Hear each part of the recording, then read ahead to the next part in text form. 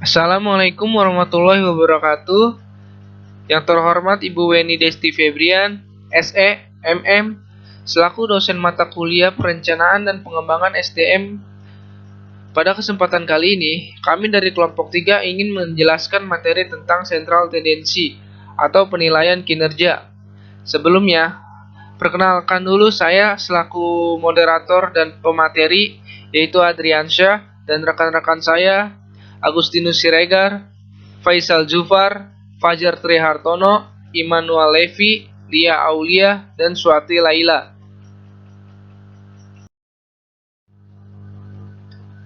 Oke, masuk pada pengertian penilaian kinerja.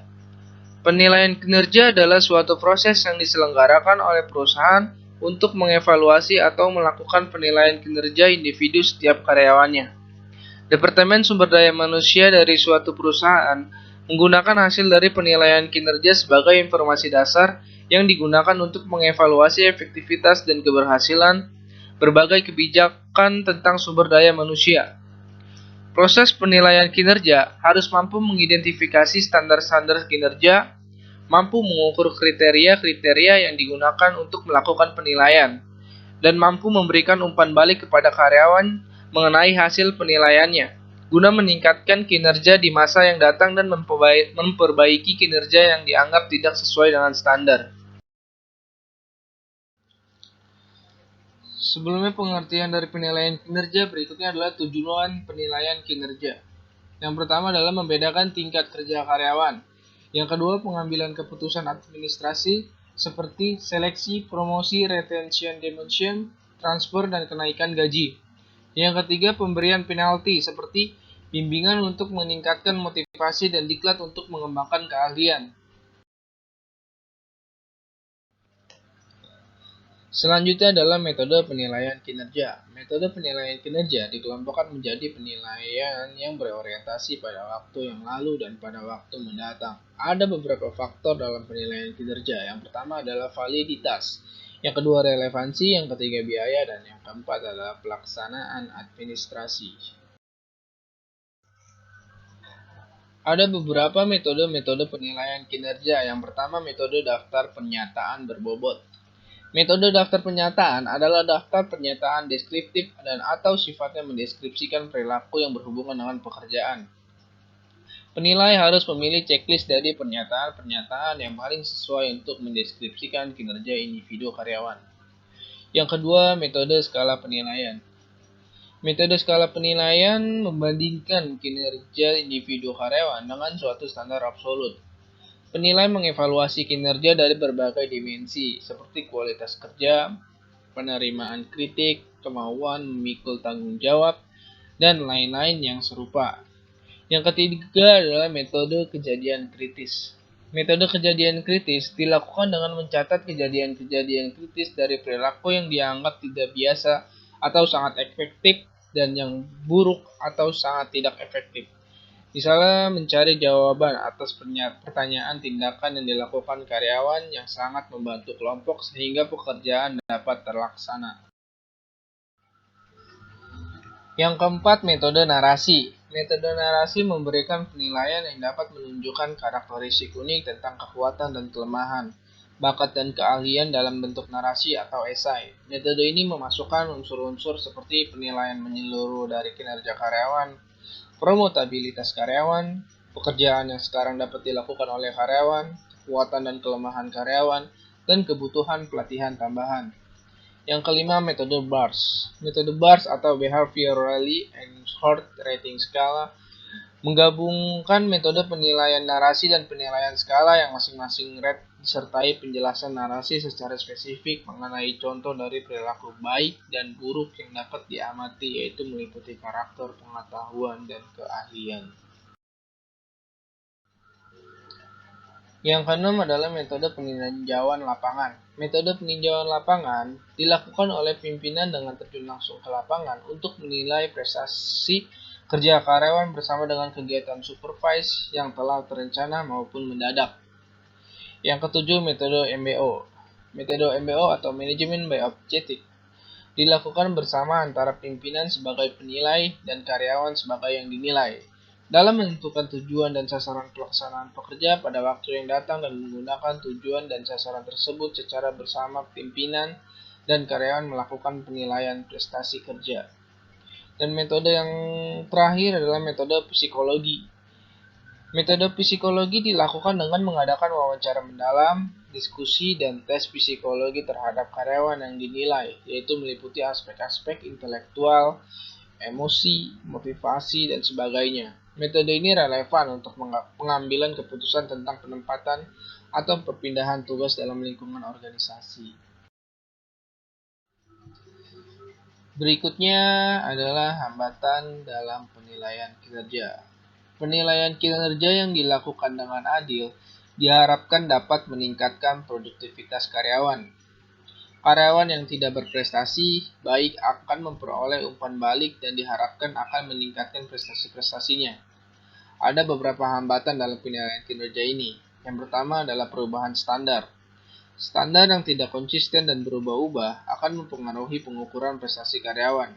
Sebagai contoh, manajer mungkin cenderung memberikan penilaian yang baik terhadap karyawan yang kelihatannya penurut dibandingkan karyawan yang suka membantah, meskipun karyawan tersebut mempunyai prestasi yang bagus. Yang kedua, halo effect. Halo effect terjadi apabila penilaian manajer terhadap prestasi karyawan secara keseluruhan hanya bergantung pada satu atau beberapa aspek saja. Efek tersebut merupakan efek berantai. Biasanya hal ini terjadi karena pimpinan melibatkan emosi dalam sebuah penilaian. Menilai terlalu lunak atau keras, melibatkan prasangka pribadi, serta menilai berdasarkan data atau fakta dari waktu yang paling akhir saja. Yang ketiga, perbedaan sifat manajer. Manajer mempunyai sifat dan karakter yang berbeda. Penilaian karyawan bisa menjadi berbeda karena sifat manajer. Oleh karena itu, disarankan untuk membuat standar atau pedoman penilaian untuk dijadikan patokan penilaian agar penilaian secara adil dapat diwujudkan dan karyawan terhindar dari bias yang disebabkan karakter manajer. Yang keempat, perbedaan stereotipe tertentu. Manajer dapat menjadi bias karena faktor etnis, jenis kelamin, atau golongan tertentu. Untuk menghindari hal ini, manajer harus berpegang pada pedoman atau standar tertulis dan hasil penilaian prestasi pun harus dilakukan secara tertulis sehingga dapat dipertanggungjawabkan.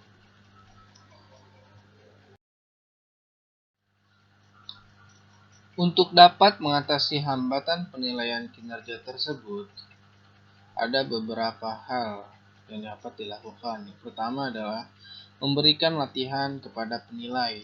Yang kedua, melibatkan penilai dalam penentuan formulir penilaian. Yang ketiga, menekankan pada manajer akan pentingnya penilaian untuk kerja. Yang keempat, memberikan penghargaan kepada manajer penilai. Dan yang terakhir, memilih penilai yang tepat. Untuk penjelasan terakhir, manfaat penilaian kinerja. Yang pertama adalah pelatihan dan pengembangan. Hasil evaluasi dapat diketahui oleh manajer, di mana manajer melihat apakah program pelatihan dan pengembangan diperlukan atau tidak. Yang kedua, jenjang karir. Dari hasil evaluasi prestasi, manajer dapat menyusun jalur karir karyawan sesuai dengan prestasi yang telah ditunjukkan karyawan. Yang ketiga, peluang kerja yang adil. Peluang kerja yang sama dan adil bisa didapat apabila manajer melihat hasil evaluasi dan pertimbangan kesempatan pekerjaan yang layak bagi karyawan yang menunjukkan prestasi bagus. Yang keempat, tantangan eksternal. Penilaian prestasi juga tergantung dari faktor lain seperti kepentingan pribadi, kondisi finansial, kondisi kerja, keluarga, kesehatan karyawan, dan masih banyak lagi.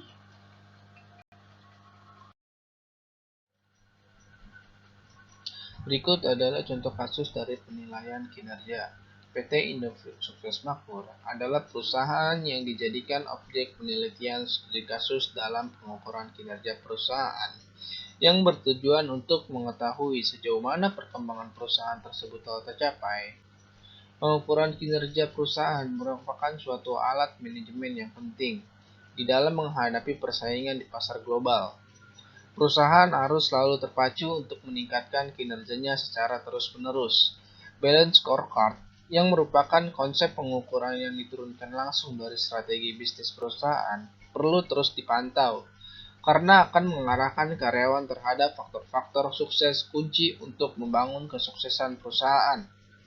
Dalam perusahaan ini, terdapat beberapa permasalahan yang timbul seperti sistem transformasi aset. Untuk mencapai keberhasilan ini, perusahaan harus termotivasi untuk melakukan perbaikan yang berkelanjutan baik terhadap hasil pengukuran kinerja maupun tolak ukur kinerja itu sendiri. Hal lain yang terkait adalah retensi pekerja, di mana hal ini merupakan kemampuan untuk mempertahankan pekerja terbaik dalam perusahaan. Dengan menggunakan konsep balance scorecard yang memiliki keistimewaan dalam hal cangkupan pengukurannya yang cukup komprehensif, karena selain tetap mempertimbangkan kinerja keuangan, balance scorecard juga mempertimbangkan kinerja non-keuangan, yaitu pelanggan, proses internal bisnis, serta pembelajaran dan pertumbuhan. Oleh karena itu, untuk dapat menentukan kinerja, perusahaan dapat menerapkan balance scorecard sebagai alat ukur berbasis strategis, seperti financial perspektif, internal proses bisnis perspektif, customer perspektif, dan learning and grow. Keunggulan penerapan balance scorecard adalah untuk dapat memberikan ukuran yang dapat dijadikan sebagai dasar dalam perbaikan strategis.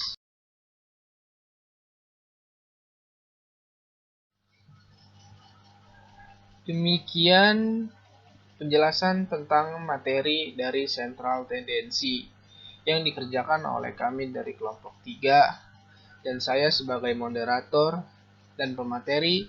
Jika ada kesalahan dalam berbicara, mohon dimaafkan. Sekiranya, wassalamualaikum warahmatullahi wabarakatuh.